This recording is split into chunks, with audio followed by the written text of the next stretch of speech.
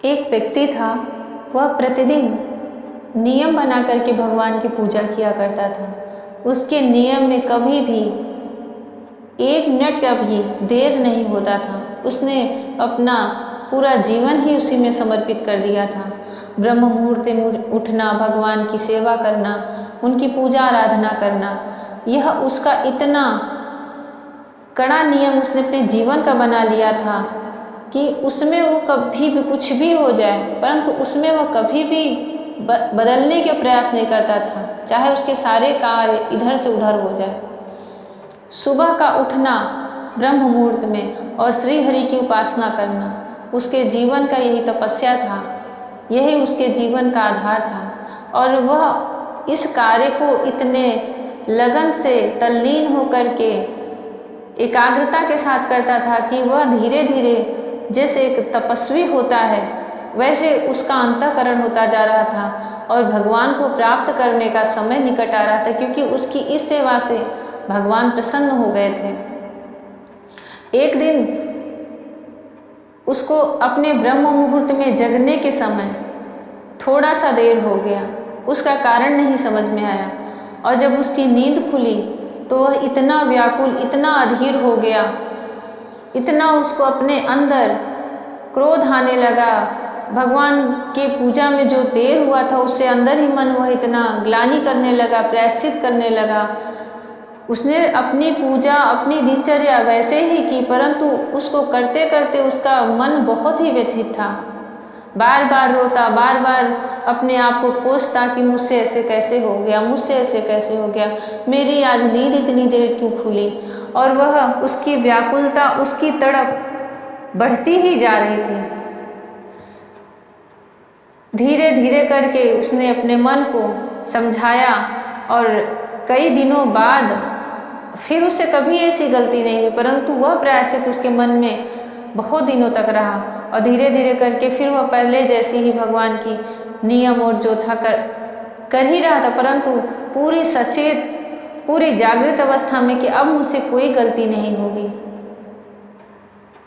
एक दिन उससे थोड़ी सी त्रुटि हुई, वह देर से जगा तो उसके लिए वह बहुत रोया, बहुत पछताया, बहुत माफ़ी मांगी, बहुत अंदर ही अंदर उसके व्याकुलता हुई, उसके मन को शांति ही नहीं मिल रही थी, जैसे उसको कोई बहुत बड़ा उससे अपराध हो गया हो।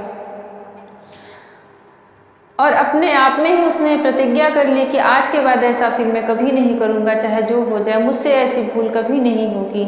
भगवान की सेवा में बहुत समय बीत जाने पर एक दिन ब्रह्म मुहूर्त में उसकी नींद, जिस समय वह जगता था और जग करके सब अपने कार्य करता था, भगवान की सेवा करता था, पूजा करता था, उसकी नींद खुलने में जैसे ही क्योंकि उसकी नींद खुली नहीं थी और कुछ क्षण ही बीते थे उसको जगने में और बहुत ही गहरी निद्रा में था वह, और उस दिन भी वह नहीं जग पाता। उसी समय एक बूढ़ा वृद्ध व्यक्ति सफ़ेद वस्त्र पहने, हाथ में लाठी लिए आया और बड़े ही प्यार से उसके माथे पे सहलाते हुए बोला, बेटा उठो, जग जाओ, तुम्हारे जगने का समय हो गया है। उसने तुरंत अपने नेत्र खोले, देखा तो उसका वह समय आ गया था और उसको कुछ भी सुध नहीं थी, वह इतनी गहरी निद्रा में था। वह लड़खड़ा कर उठा और जो वृद्ध व्यक्ति था उनके चरणों में गिर पड़ा और बोला, आज आपने मुझे जगा दिया, साक्षात आप कोई देव पुरुष हैं, महात्मा आप कौन हैं, मुझसे आज फिर कैसे इतनी गलती हो रही है कि मैं इतनी गहरी घोर निद्रा में सोया था। तो जो महात्मा थे बोले कि बेटा आप मुझे जानने की कोशिश मत करो, आप जाके अपने पूजा कार्य जो है उसे करो। परंतु उसके अंदर बड़ी उत्सुकता हुई, बोले इस समय ब्रह्म मुहूर्त में मेरे पास यह वृद्ध व्यक्ति कौन आ गया और मुझे क्यों जगा दिया, जरूर यह भगवान, कहीं यह भगवान तो नहीं है। ऐसा उसके मन में बात आती ही वह हट कर लिया, नहीं आप बताइए आप कौन हैं। जब वह बार बार व्यक्ति उनसे हट करके पूछने लगा तो जो वृद्ध थे हाथ में एक लाठी लिए, सफ़ेद वस्त्र पहने, बड़े ही प्रेम से मुस्कुराकर बोले, बेटा मैं पाप हूँ, मैं कोई देवता या भगवान नहीं हूँ, मैं तुम्हें जगाने आया था। तो वो बिल्कुल उनका मुख ही देखने लगा। बोले, पाप? आप पाप हो तो फिर आप मुझे जगाने क्यों आए हो? आपको तो मुझे सोते हुए ही छोड़ देना चाहिए था। वह हंस दिया और बोला, अगर आज मैं तुम्हें छोड़ देता तो आज तुम्हें भगवान के दर्शन मिल जाते। वह व्यक्ति तब भी नहीं समझ पाया। फिर आगे वह वृद्ध में बना हुआ जो पाप था, वृद्ध का भेष बदल कर आया था, उसने बोला कि तुम इतने नियम से अपने इस कार्य को कर रहे थे, भगवान की सेवा का जो व्रत लिए थे, कि एक दिन तुमसे थोड़ी सी त्रुटि होने पर तुम्हारे अंदर बहुत प्रायश्चित हुआ, बहुत पीड़ा हुई, तुम बहुत रोए। वह पीड़ा अगर तुम्हारी बढ़ जाती तो तुम्हें भगवान मिल जाते, परंतु धीरे धीरे धीरे समय के साथ फिर तुम पहले जैसी अवस्था में आ गए। परंतु इतना तुमने प्रतिज्ञा कर लिया था कि अब मुझसे ऐसी भूल नहीं होगी, और आज तुमसे वही भूल होने जा रही थी। आज अगर तुम अपने नियम से देर होते तो तुम्हारे अंदर इतनी व्याकुलता आती कि आज तुम्हें भगवान मिल जाते। भगवान इतने ही करुणा निधान है, परंतु अभी तुम्हारा प्रारब्ध नहीं आया है, इसलिए मैं पाप हूँ जो तुम्हें जगाने आया हूँ। तुम अपने नियम से भी चलते रहो, अभी भगवान से मिलने का समय नहीं आया है। जय श्री कृष्णा मेरी सोल फैमिली। आध्यात्म आपके अपने चैनल पर मैं नंदा आप सबका बहुत बहुत स्वागत करती हूँ। भगवान की भक्ति के इतने गूढ़ रहस्य होते हैं कि उसको साधारण बुद्धि से तो समझा ही नहीं जा सकता। जैसे उस व्यक्ति के मन में विचार उठे थे, वैसे ही हम सबके मन में विचार उठेंगे अगर हमारे साथ ऐसी घटना घटेगी। हम भगवान की पूजा तो करते हैं, परंतु हमें किसी भी चीज़ में व्याकुलता नहीं होती। आप लोग स्वयं अपने मन से विचार कीजिएगा। आज लेट हो गया तो कोई बात नहीं, आज जल्दी हो गया तो कोई बात नहीं, आज भोग चढ़ा दिया तो अच्छा, आज नहीं चढ़ा पाए तो भगवान समझ लेंगे। हमारे किसी भी एक भी चीज़ में कोई नियम नहीं रहता। आज हम बिना खाए पिए पूजा किए, आज लेट हो गया तो हम कुछ खा लेते हैं। कभी कभी तो हम व्रत भी छोड़ देते हैं, क्योंकि घर में शादी पड़ी है या फिर कहीं घूमने जा रहे हैं तो व्रत भी छोड़ देते हैं। और चार लोग समझाने के लिए भी खड़े रहेंगे कि जैसे उन्हें बहुत तकलीफ हो रही है आपके व्रत से। कुछ भी करो, परंतु एक चीज, मात्र एक चीज अपने जीवन का नियम में बना लो, वही आपकी साधना और वही आपकी तपस्या हो जाएगी। गृहस्थ में है, सांसारिक जीवन में है, पति पत्नी पुत्र बच्चे घर परिवार सब कुछ है, सारी चीज़ों का तपस्वी की तरह नियम नहीं बन सकता, परंतु एक दैनिक जीवन का एक व्रत, एक नियम अवश्य रहना चाहिए भगवान की सेवा के लिए, कि मुझे यह कार्य करना है, और उसका ढिंढोरा भी नहीं पीटना चाहिए। कोशिश करें कि वो कोई जाने ही ना कि आपका वह नियम क्या है। जब तक कि आप उसमें सध न जाए, परिपूर्ण न हो जाए, आपको भगवान के प्रति वह संकेत, भगवान से वह संकेत न मिलने लग जाए कि वह आपसे खुश हो चुके हैं, वह आपके निकट आ गए हैं, फिर आप स्वयं ही बोल दोगे, आपसे रहा ही नहीं जाएगा। और वह एकाग्रता, वह लगन, वह निष्ठा आपकी जितनी तीव्र होगी, जितना एक लक्ष्य पे रहेगा, उतनी जल्दी आपको भगवान को प्राप्त करने की सफलता मिलेगी। श्रीमद् भागवत महापुराण का चतुर्थ स्कंध चल रहा है। इसमें भक्त शिरोमणि ध्रुव की कथा चल रही है, जिन्होंने अपने दृढ़ निश्चय से भगवान को सिर्फ 6 महीने में प्राप्त कर लिया और उनसे ध्रुव पद प्राप्त कर लिया, परंतु उनके मन में तो अशांति ही थी, क्योंकि उन्होंने भगवान से वह मुक्ति नहीं मांगी थी। अब उन्हें उस चीज़ का प्रायश्चित हुआ और मन ही मन बहुत खेद किए, और अपने इस भूल को, अपने इस अपराध को अपने आप पे ही दोष देते हुए वापस अपने राज्य में लौटते हैं। उनके लौटने से उनके पिता उत्तानपाद बहुत ही प्रसन्न होते हैं, और सब अपनी दोनों रानियों को लेकर के, घर के मंत्री बड़े बूढ़ों को लेकर के राजमहल से ध्रुव की आगवानी के लिए निकलते हैं। ध्रुव को देख करके उन्हें हृदय से लगा लेते हैं। ध्रुव भी सबका पैर छूकर उनसे आशीर्वाद लेते हैं। फिर वह अपने राजमहल में जाते हैं और उनका इतना भव्य स्वागत होता है, वह सुनिए। तदनंतर सज्जनों में अग्रगण्य ध्रुव जी ने पिता के चरणों में प्रणाम किया और उनसे आशीर्वाद पाकर कुशल प्रश्नादि से सम्मानित हो दोनों माताओं को प्रणाम किया। छोटी माता सुरुचि ने अपने चरणों पर झुके हुए बालक ध्रुव को उठाकर हृदय से लगा लिया और अश्रु गदगद वाणी से चिरंजीवी रहो ऐसा आशीर्वाद दिया। जिस प्रकार जल स्वयं ही नीचे की ओर बहने लगता है, उसी प्रकार मैत्री आदि गुणों के कारण जिस पर श्री भगवान प्रसन्न हो जाते हैं, उसके आगे सभी जीव झुक जाते हैं। इधर उत्तम और ध्रुव दोनों ही प्रेम से विभल होकर मिले। एक दूसरे के अंगों का स्पर्श पाकर उन दोनों के शरीर में रोमांच हो आया तथा नेत्रों से बार बार आंसुओं की धारा बहने लगी। ध्रुव की माता सुनीति अपने प्राणों से भी प्यारे पुत्र को गले लगाकर सारा संताप भूल गई। उसके सुकुमार अंगों के स्पर्श से उसे बड़ा ही आनंद प्राप्त हुआ। वीरवर विदुर जी, वीर माता सुनीति के स्तन उसके नेत्रों से झरते हुए मंगलमय आनंदाश्रुओं से भीग गए और उनसे बार बार दूध बहने लगा। उस समय पुरवासी लोग उनकी प्रशंसा करते हुए कहने लगे, महारानी जी, आपका लाल बहुत दिनों से खोया हुआ था, सौभाग्यवश अब वह लौट आया। यह हम सब का दुख दूर करने वाला है, बहुत दिनों तक भूमंडल की रक्षा करेगा। आपने अवश्य ही शरणागत भय भंजन श्री हरि की उपासना की है। उनका निरंतर ध्यान करने वाले धीर पुरुष परम दुर्जय मृत्यु को भी जीत लेते हैं। यह वही माता सुनीति हैं जो भी कुछ समय पूर्व अपने भाग्य को रोती हुई बोली कि मेरे दुख का तो कोई पारावार ही नहीं है, क्योंकि उनके पति उन्हें त्याग दिए थे। दासी से भी गिरा हुआ उन्हें समझते थे, तो फिर उनका कहीं कोई सम्मान नहीं था। परंतु उन्होंने भगवान श्री हरि की शरण ली, भगवान नारायण की उपासना की और अपने पुत्र को भी वही ज्ञान दिया।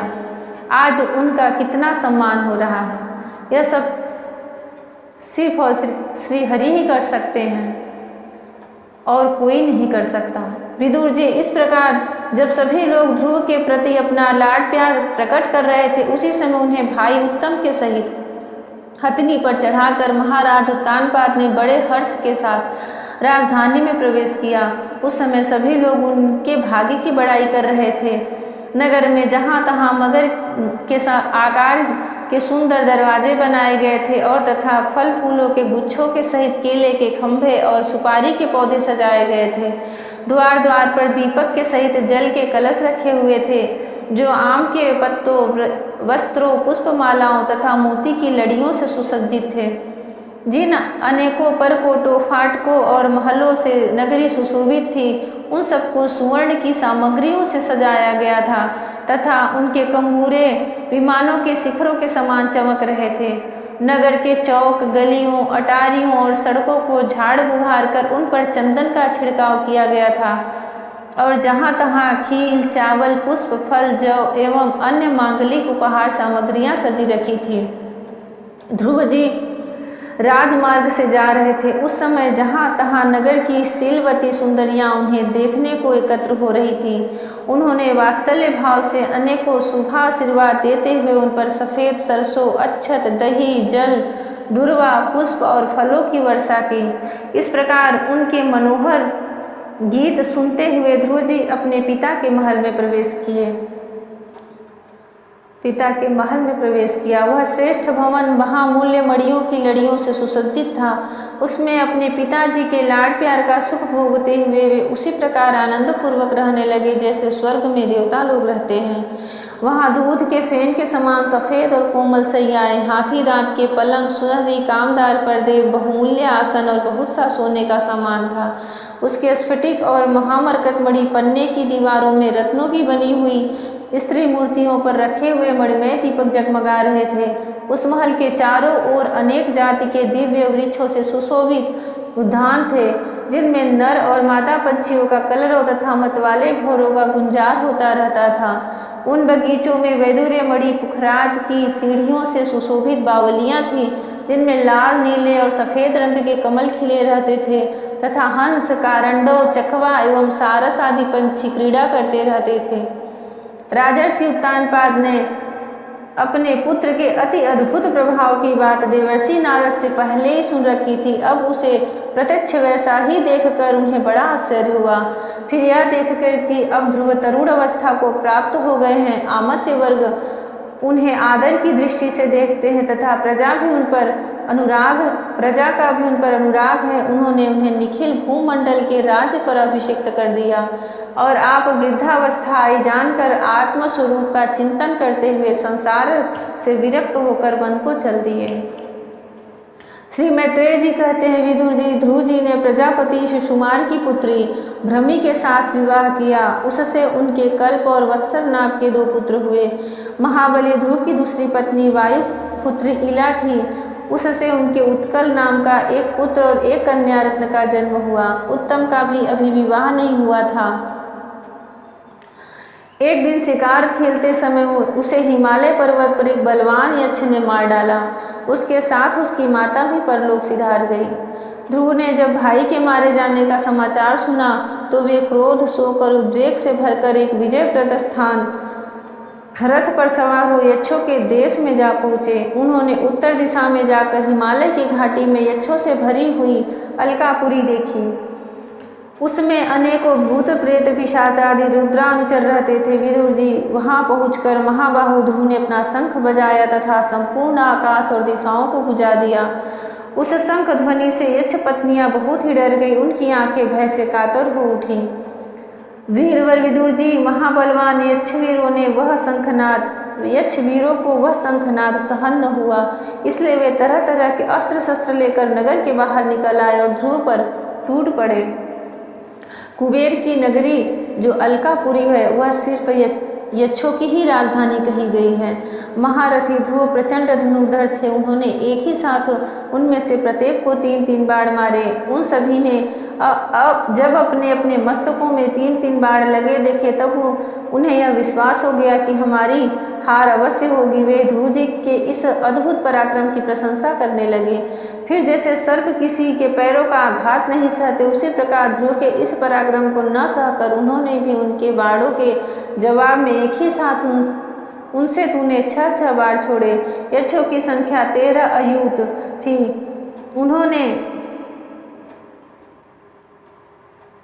13 अयूत मतलब 13 लाख थी। उन्होंने ध्रुव जी का बदला लेने के लिए अत्यंत कुपित होकर रथ और सारथी के सहित उन पर पारिग, खड़ग, प्रास, त्रिशूल, फरसा, शक्ति, रिष्टि, भूषुंडी तथा चित्र विचित्र पंखदार बाणों की वर्षा की।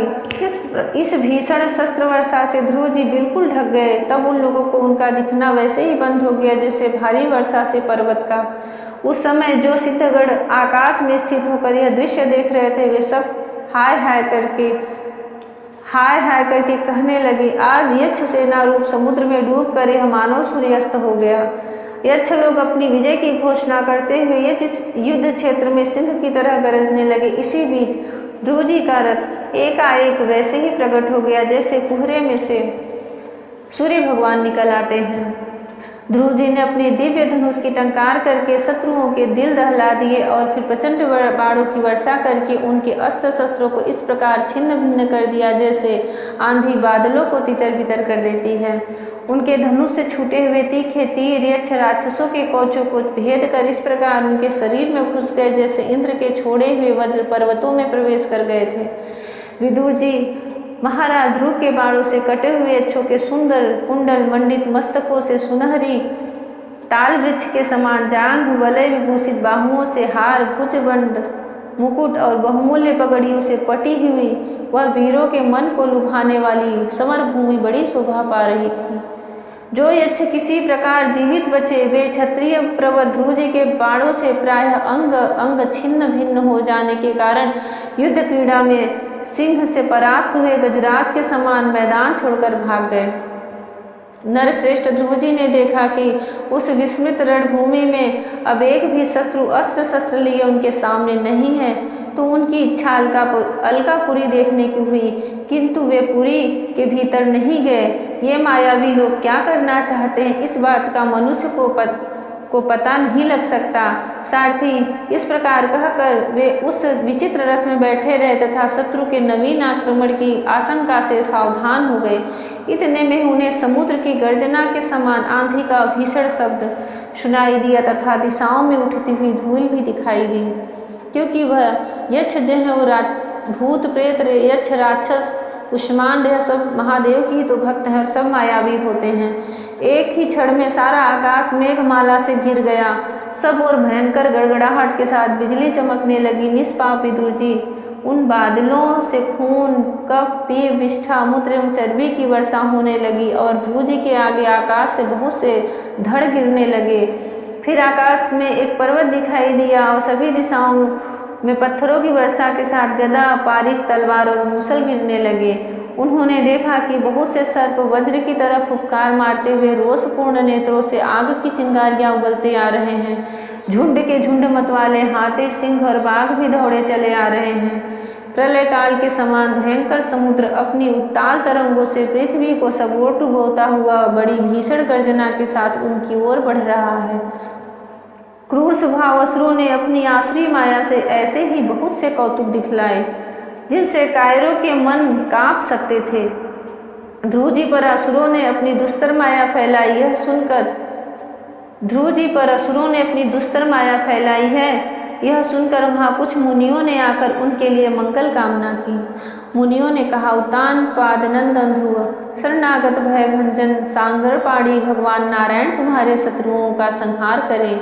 भगवान का तो नाम ही ऐसा है जिसके सुनने और कीर्तन करने मात्र से मनुष्य दुस्तर मृत्यु के मुख से अनायास ही बच जाता है। जय श्री कृष्णा।